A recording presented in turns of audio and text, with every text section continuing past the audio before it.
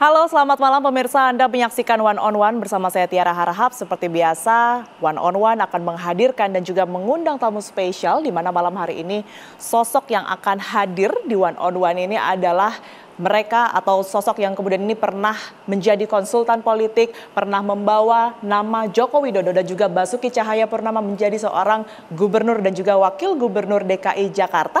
Dan saat ini dipercaya untuk menjadi Kepala Komunikasi Kepresiden Republik Indonesia. Kita akan langsung sapa saja Mas Hasan Nasbi.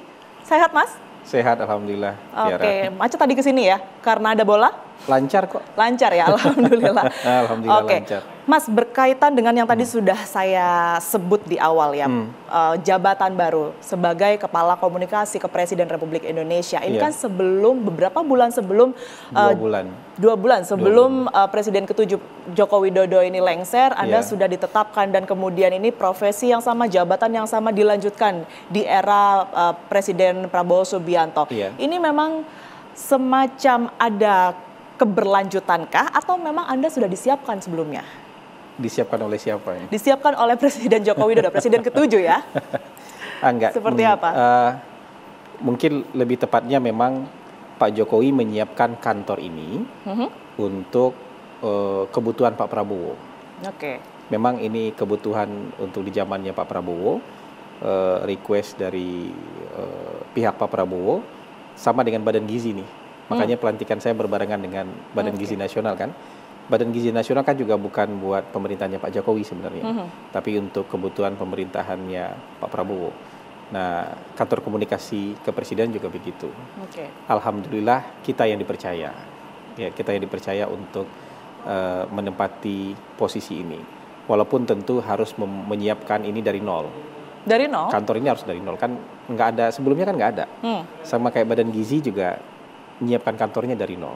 Beda kalau cuman misalnya Kementerian A, kemudian ganti menteri, itu kan struktur kementeriannya sudah ada. Sudah ada, ya. Kalau kita memang menyiapkan dari nol. Menyiapkan dari nol, apa yang susah sebagai Kepala Komunikasi Kepresiden Republik Indonesia ini, Mas Hasan? Mungkin bukan kesulitan dari sisi komunikasinya, tapi lebih kepada beradaptasi dengan budaya baru.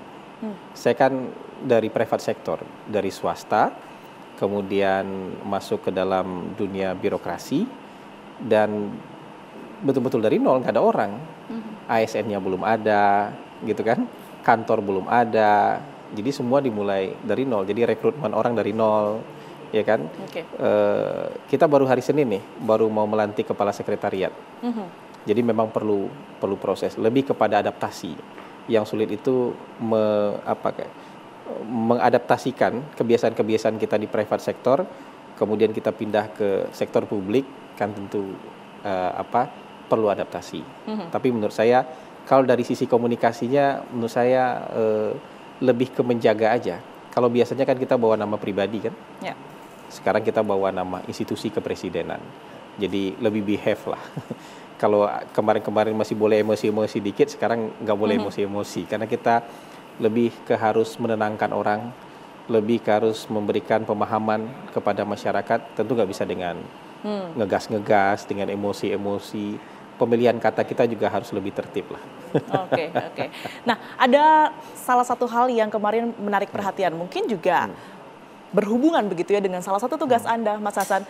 Ini pertemuan ya antara Presiden Republik Indonesia Prabowo Subianto dengan Presiden Amerika Serikat Donald Trump begitu ya, yang kemudian dengan ini Joe Biden dan juga ada komunikasi begitu ya dengan Donald Trump, betul, melalui telepon. Nah, ini seperti apa yang komunikasi terlebih dahulu, akhirnya siapa yang mengatur ini? Apakah juga terlibat, Mas Hasan? Oh enggak, kebetulan kan kita di sini ya, kita nggak ikut mendampingi Presiden lawatan ke luar negeri, karena Presiden juga sebenarnya nggak mau rombongan besar-besar lawatan ke luar negeri. Kalau tidak terpaksa, kata Presiden, tidak usah ke luar negeri dulu, lebih baik ada di dalam negeri saja. Dan kita memang jaga gawang. Walaupun kita dapat informasi apa yang jadi kegiatan Presiden di sana, apa yang dilakukan oleh Presiden di sana, karena kita di sini juga harus menjawab pertanyaan-pertanyaan teman-teman media kan, teman-teman wartawan gitu. Jadi Presiden di Amerika memang merencanakan ketemu dengan keduanya. Dengan Presiden yang sekarang, Joe Biden. Tapi kan ini 2 bulan aja. Betul. Beliau tinggal jadi presiden. Dan kemudian, juga presiden terpilih ya? Iya, presiden eleknya Donald Trump. Tapi kan pada saat yang bersamaan presiden lagi ada di Washington DC, Donald Trump, presiden Amerika terpilih lagi di Florida, lagi mengumpulkan orang-orang terdekatnya untuk merencanakan kabinet di Florida. Jadi tentu sulit untuk secara jarak bisa bertemu. Jadi makanya beliau komunikasi via telepon. Tapi menurut saya tidak mengurangi makna pertemuan, persahabatan, silaturahmi di antara kedua pemimpin tidak berkurang sama sekali. Karena kan ada videonya kan, dan terlihat akrab sekali mereka. Betul. Saling memuji, saling respect satu sama lain, dan bisa ketemu kapan aja sebenarnya. Nah, itu kalau nanti waktunya ada, nanti mereka bisa bertemu kapan saja. Welcome kan? Donald Trump juga welcome kapan saja, nanti ada waktu Bapak Prabowo bisa bertemu dengan beliau.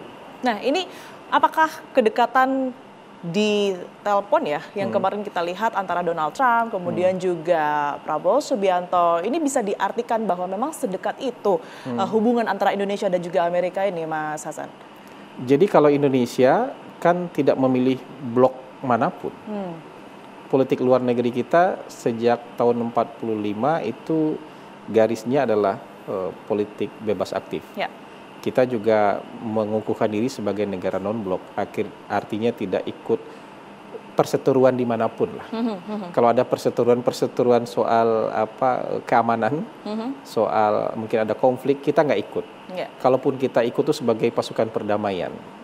Jadi Pak Prabowo juga menggariskan hal yang sama. Kita tuh mau jadi teman buat semua negara. Kita mau bersahabat dengan semua negara. Tapi kedaulatan kita juga harus tetap terjaga. Maknanya begini, kita berteman dengan RRC, ya pada saat yang bersamaan juga kita berteman dengan Amerika Serikat. Meskipun mereka berdua punya ketegangan. Tapi soal kedaulatan, kita mau berteman dengan siapapun, RRC nggak bisa ikut campur. Kalau kita mau berteman dengan Amerika, RRC harus menghargai kedaulatan kita untuk berteman dengan Amerika.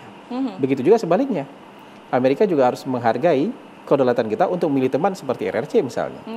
Nah, jadi politik yang seperti ini yang digariskan oleh para founding fathers ini yang sampai sekarang juga dipegang oleh pemimpin-pemimpin kita termasuk Pak Prabowo. Dan kalau hubungan diplomatik kita dengan Amerika Serikat kan sudah 75 tahun. Pasti ada pasang surutnya, tapi overall kan hubungan kita baik. Banyak hubungan ekonomi kita dengan mereka. Kita bahkan punya latihan bersama juga dari sisi kemiliteran juga punya latihan bersama. Kan ada Super Shield, Garuda, itu kan juga melibatkan kerjasama latihan militer dengan Amerika Serikat. Gitu. Tapi di saat yang sama kita juga ada Oruda, latihan militer bersama Rusia. Jadi urusan orang punya konflik itu biar jadi urusan mereka. Urusan kita tuh lebih membawa pesan perdamaian dan kita mau berteman dengan semua negara kayak gitu. Karena yang kemudian kemarin dibahas kan atau yang mungkin bisa tercapture dalam media ini hanya cuplikan begitu ya, telepon antara Donald Trump dan juga Prabowo Subianto. Nah, ini sebenarnya apa yang kemudian pesan atau yang kemudian ini bisa dibahas oleh keduanya pada saat itu?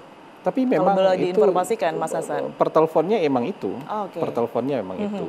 Yang bicara soal kerjasama kan dengan presiden yang masih menjabat, ya dengan Joe Biden, dengan Menteri Pertahanan, itu yang misalnya kita punya ada di joint statement antara Amerika dan Indonesia kan soal kerjasama, soal pendidikan, pendidikan vokasi, memajukan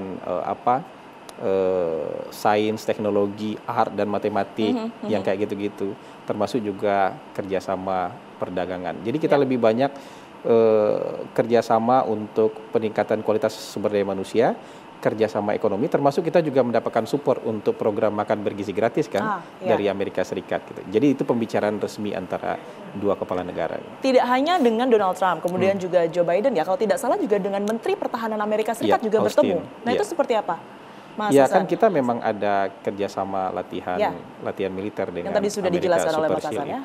Jadi lebih kepada perluasan kerjasama nanti mungkin latihannya lebih sering, ada pertukaran. Kita juga kan ada ngirim tentara-tentara terbaik kita kan juga ada yang belajar di Amerika kan? Serikat ya. Iya, sekretaris kabinet kita juga alumni, kan ranger terbaik alumni Amerika Serikat juga kan gitu. Jadi ada kerjasama seperti itulah yang dibicarakan gitu. Termasuk juga pesan perdamaian di konflik Gaza misalnya. Ada obrolan seperti itu dari Presiden Prabowo. Intinya kan pesan kita, perang harus segera selesai. Ada permintaan untuk gencatan senjata gencatan di situ. senjata. Selalu di mana-mana pesannya Pak Prabowo soal Ukraina Rusia juga gitu. Perang hentikan dulu. Karena dunia ini lebih enak diajak kolaborasi daripada konfrontasi. Konfrontasinya beresin dulu nih. Selesai dulu perang, kita bicara solusinya apa. Dan sejauh ini kan Presiden Prabowo mengusung solusi two-state solution. Solusi dua negara yang hidup berdampingan damai di sana. Kira-kira begitu. Oke. Apa saja kemudian ini, karena ini lawatan pertama kali ya kalau bisa dibilang kan China. Setelah jadi presiden di China, kemudian juga Amerika Serikat. Apa makna dua negara ini sebenarnya, Mas Hasan, menjadi pertama kali yang kemudian dikunjungi oleh Presiden Republik Indonesia setelah dilantik? Ya selain bahwa kita punya hubungan yang erat di antara keduanya, kan ya kita hubungan ekonomi, hubungan diplomatik baik dengan keduanya. Ini kan dua-dua negara great powers. Betul. Ya dua great power, dan dua great power ini kita punya kepentingan bahwa kita punya hubungan baik dengan mereka berdua. Jadi menurut saya wajar lah. Kunjungan pertama ke China, kunjungan kedua ke Amerika Serikat menurut saya. Dan ini juga nyambung dengan rute perjalanan kan. Kita presiden mau ke Peru dan mau ke Brazil, itu rute perjalanannya nyambung. Ke utara dulu ke China, kemudian baru mampir ke Amerika Serikat, kemudian ke selatan lagi ke Peru dan ke Brazil. Jadi rutenya nyambung. Karena ya tujuan kalau undangan KTT kan dua, di APEC dan di G20. Tapi ada undangan kehormatan kan, dari China ya udah jalan. Undang kehormatan dari Amerika Serikat ya jalan. Baik, menarik kita berbicara mengenai G20 dan juga APEC nanti ya, karena ini menjadi salah satu agenda yang juga akan difokuskan oleh Presiden Prabowo begitu. Tapi kita jeda terlebih dahulu, Mas Hasan, kami akan kembali untuk Anda pemirsa.